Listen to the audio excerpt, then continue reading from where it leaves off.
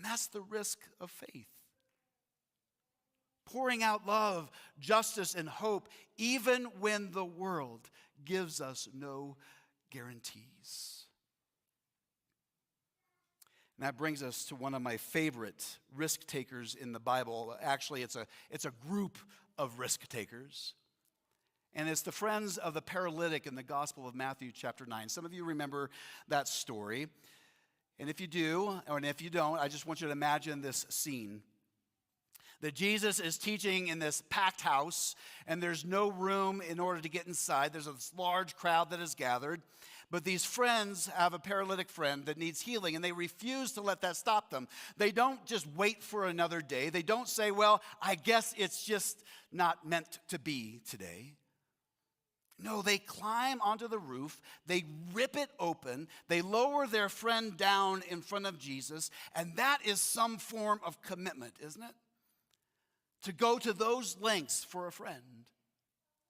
Now imagine the owner of the house for a second, standing there holding his hummus, watching the dust and the ceiling bits fall from the roof right into his pita. Maybe even muttering, seriously? I just fixed that part of the roof a week ago. I mean, come on. But these friends, they're not worried about that. No, they have the welfare of their friend on their mind. So what do?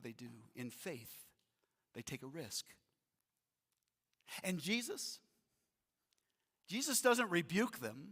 He doesn't say, hey, that's not how we do things around here. No, Jesus sees their faith. He sees their willingness to take a risk for the sake of love. And he heals their friend. Their risk was an act of planting hope, just like the psalmist describes.